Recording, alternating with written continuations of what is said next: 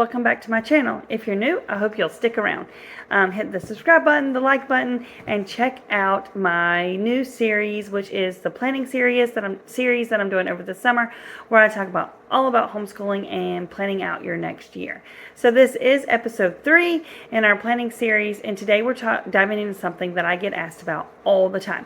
It's how do I build a homeschool rhythm that actually works without burning out after 1 or 2 weeks. So I'm going to walk you through the rhythm that we have for the next year. A lot of this we kind of already implement, a little bit of at least, but we are on summer break right now. So this is our weekly rhythm for next year, and I've structured it in a way that fits our real life instead of like the Pinterest life that I have over there on my Pinterest. So let's first talk about the difference between a schedule and a rhythm. So what I follow is a rhythm. A rhythm is just a general flow of your day, whereas a schedule is like saying 10 o'clock we must do math, 11 o'clock we must do reading. I really prefer the natural flow of the day. What this does is it allows life to just happen. It allows for a lot of flexibility. So if I have a toddler meltdown, or if we want to do a spontaneous play date, or if I've had a rough night from the baby the night before and we need to take a slow morning, this rhythm allows that. So the goal isn't to control every minute of our day. It's just to anchor it with some key areas that gives me breathing room and flexibility. And I'm going to talk about why I make the choices that I make. So even though I don't have time frames, I do have certain times that my kids usually wake up. My first grader and my toddler usually are up around 7:30 to 8 o'clock. And I have a basket that is for a I call it a thinking box, but it's really a basket. And what is in that is it changes up all the time. And I put like magnetiles, Keva blocks, sticker books, coloring activities, drawing activities, different STEM activities or art activities that they can do until everyone is awake and we eat breakfast and listen to the podcast. Sometimes my younger two do say, Mom, we're hungry now, and I'll make them breakfast. But a lot of times they'll just play quietly with that box. Once everyone has breakfast and they're all waking up, my older two wake up around 8:39. I put on a podcast, and we listen to our morning podcast. Our morning podcast is through our Yoda player. And if you follow me on my socials, you know I've been talking about the Yoda player. We got it last year, and my kids absolutely love it. We use it daily for the daily podcast. They have music on there we can listen to, and then we listen to a lot of audiobooks through it. So after that, they're eating their breakfast, they're listening to the podcast. As soon as the podcast is finished, most of my kids have finished eating, and then we move into our morning chores. Morning chores for us are normally just unload the dishwasher, refill the dishwasher, start a load of laundry. After that, we move into our morning binders. So all of my morning binders are a little bit different. And I actually, over on my Patreon, you can actually purchase my morning binder. And it's, so for my older kids, I don't really have the calendar and all of that for them. They just have like a vocabulary activity, a logic activity, and then they normally have like a word problem of the day for math. My younger ones have the calendar, days of the week, months of the year, number recognition, colors.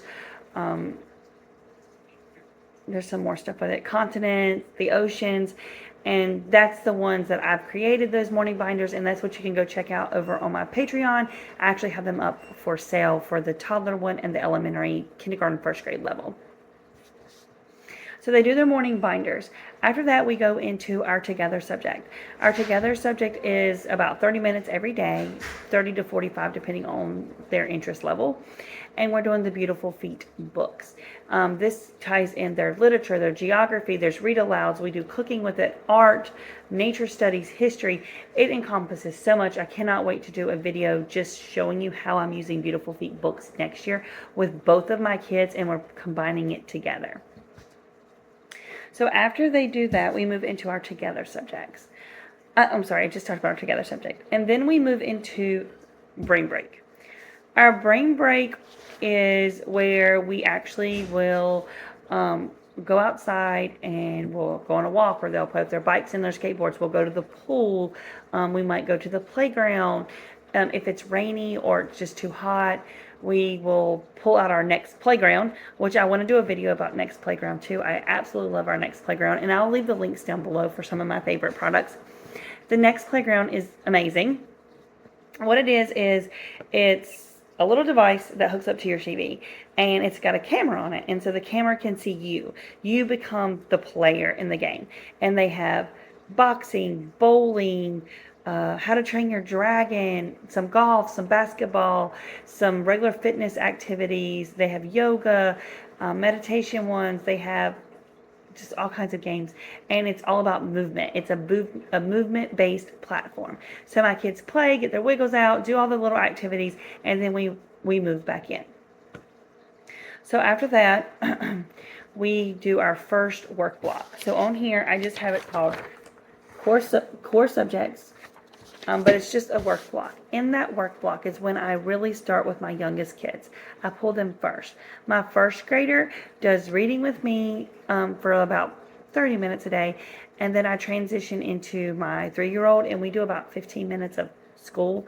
I like to do a lot of themes with him weekly, so we might read a book together. We might do a little Velcro activity that would go along with the story. Sometimes we do an art and craft.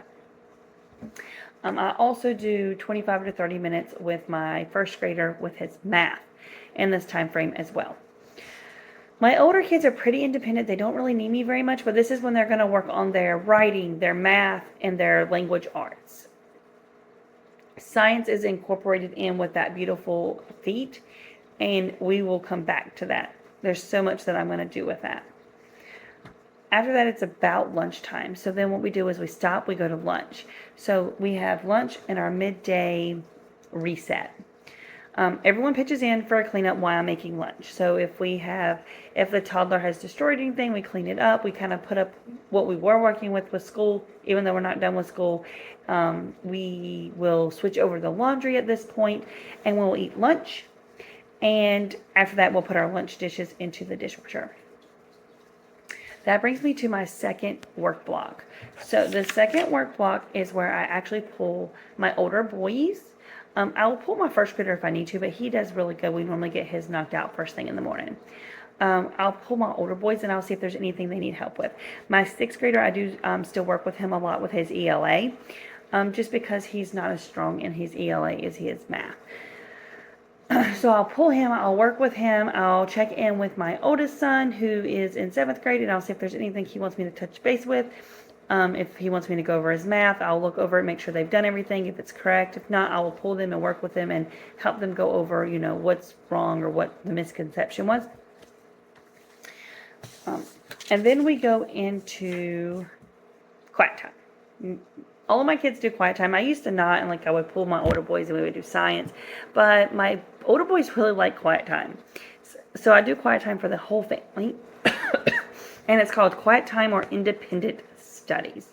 So my 3-year-old normally rests. This is his time to actually rest. He'll either fall asleep or he'll look at books or play with puzzles, something quiet in his room. My older kids do what I call interest-led learning. So they'll do my oldest son, my 7th grader. He is really into gardening and photography. So he will actually do things with his camera. He will do things in his garden. This is his time. He'll research things for his camera, research ways to take photographs. He'll research gardening tips and tricks and what he wants to plant. My next is my 6th grader. He really likes art. So he'll actually pull out his drawing tablet, which isn't like the screen kind. He'll pull that out and he'll draw. He will do sketching. He's been learning shading, so he'll do some shading. Sometimes he'll play with Legos. My 6-year-old, that's all he does. He loves Legos right now. So he pretty much just chooses to build Legos every day. And then we're at the end of our day, essentially. So this time would be like 3 o'clock to 5 o'clock, which is the time my husband gets off and we start getting ready for dinner. So this time is when, if we want to go back and explore more of that beautiful feats together subject, where I go more into the history, or we'll do an art project, or we'll go more into the nature, we can pull them during that time and we'll do that. Or it's just free time. So sometimes we finish up projects. Sometimes they'll ask to cook with me. If we're doing a cooking thing for the beautiful feet, they'll ask to do that during that time. We'll go back outside. We just use this time to just kind of relax, but sometimes there is a little bit more school involved. It just depends on the day. But that's really a very flexible time for us. And then 5 o'clock on is family time. We eat dinner. We clean up the kitchen together as a family.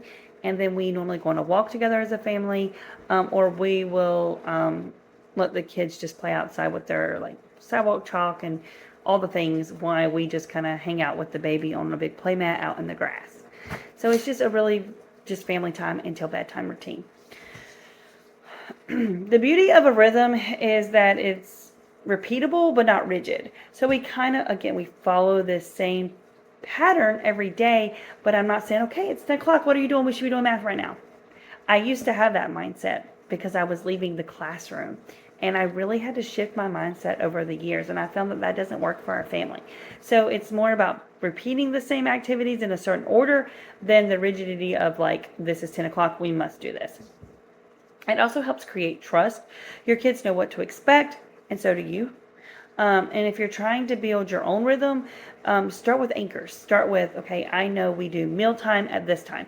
I know we like to do outdoor time because my kids are a little like, need a little bit of energy break at this time. And then throw in those learning blocks. Build around your anchors.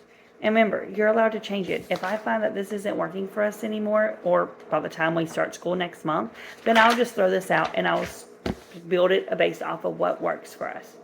The beauty is that you can change it. You can change it anytime to fit the season of life that you're in. If this was helpful, make sure that you subscribe, hit the bell button, and don't miss the next video. And drop in the comments below what's one part of your day that always works, and what's one that needs a little bit more TLC to make sure that your homeschool day runs smoothly. Thanks for watching.